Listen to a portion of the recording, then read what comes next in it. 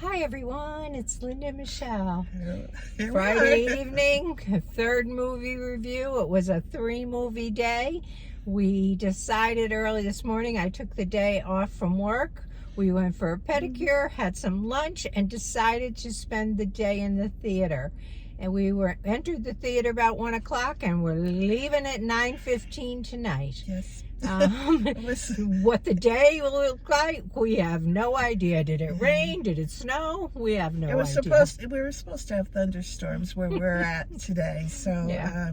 And no dinner we had, by the way. Well, kinda. I had popcorn. But we could call that dinner. Yeah, I guess. The movie we saw first today was called Reagan. It's the story of Ronald Reagan's life. It just taught me how much I don't know about history. It just really made clear to me how I never paid attention in history class, and I thought about at one point in this movie, and we'll tell you about the movie in a second, but the one thing I thought about in this movie was when I was a little girl growing up in Catholic school, we used to have to get under our desks in case of the bomb. And I'm thinking, as they were talking about the Cold War and the missile crisis and all this stuff, right?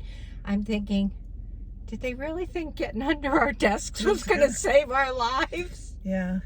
Like, oh my God. Yeah. I never got under a desk, but they would parade us all down to the basement, to the furnace room.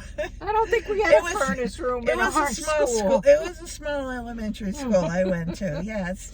But, it gave the story, I mean, totally not a complete story of his life, but a big chunk of his life. It was pretty complete, yeah. You know, I think it started in 1922, maybe? Well, it started in 1970, I think, and then went back to backwards, 40s, then back to 1922, when Ron was about 10 years old and told his early life story, which gave you some indication of why he was who he was as an adult. I mean, it set the stage for who he became as a person. And then we went through his first marriage and his first run for presidency, his governor, his career, the beginning of his movie career too, because it seemed like in the beginning he was kind of like a comedian or something. You know, he would get on stage, and then that evolved. Obviously, they didn't do a whole lot on his acting career. No, they talked about they showed some of his serious roles. I mean, some of his real serious acting roles, and then they showed that he lost some popularity as an actor and did a lot of commercials. Yes, that's right. They showed all those commercials, and razors and just all kinds of commercials. V8 was up there. Yeah. So he did do that, and then from that point on, he decided he was going to run for governor. I believe that was his first political job, governor of California, which he achieved. And then ran for president after, did not make it. He ran against who did he run against that he lost? Mondale. The first guy. Mondale wasn't president. No, he was the other candidate. Okay. I think. No, I don't think so. That might have been Ford. I'm sorry. Yes, it was Ford.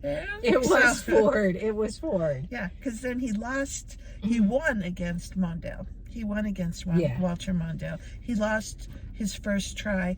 And I don't think he went immediately, maybe, to No, there was time in there because Jimmy Carter was president. Yeah, and then he bet Jimmy So we Carter. got all this story, and we got where he met his wife Nancy and their life together, and how her she influence. supported She had him.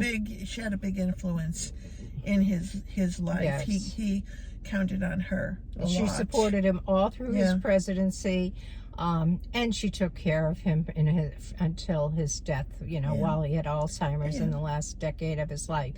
It was a sad movie at the end, because for me, I thought, isn't it sad that we all have to die? But I guess we do.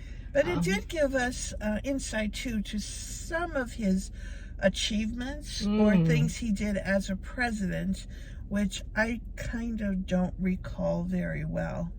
They sparked a thought in my head that, yes, I knew that, but... well, I knew he was responsible for the whole Berlin Wall. Right, that one was, knocked out the wall. But his relationship with Russia... Yeah, his relationship with Mikhail and what he was attempting to do, he wanted to agree on getting rid of all the nuclear warheads that both our countries had. Yeah, he did amazing things. He truly did, and he did it for the right reasons. Yeah. I mean, he really had people's best interests at heart. He really did not want the country to get overcome with communism. And did his best, and he fought that from the time he was like a young adult. I mean, he was involved in the Screen Actors Guild as president for years, and in that capacity became involved with combating the incoming communism and the people into Hollywood, because that was a big deal at the time. But it's an interesting story.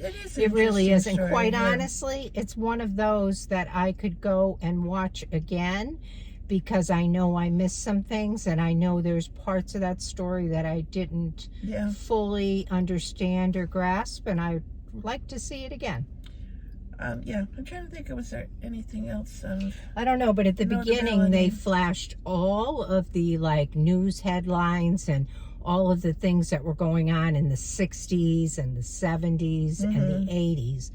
And it just brought back so many memories of that time period. And that's why I'm thinking I'm under my desk in elementary school, hiding, because that was that period of time. It just is, I would say go see it. I would give this one a 9. I was going to go an 8. Okay. So I was right behind you. But, And the acting was good. It was Dennis Quaid that played him. And he did a great job. He did do a great job.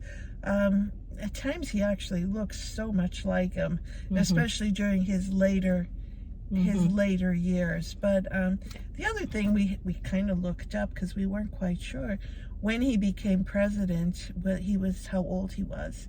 Yeah, so it looks like he was 70. Yeah, he was around 70, and he had 2 terms. So he was 77, 78 at the end of his second term. Yeah, because at that point they were saying in the movie, while he was in office, he was the oldest president to hold that spot at that time.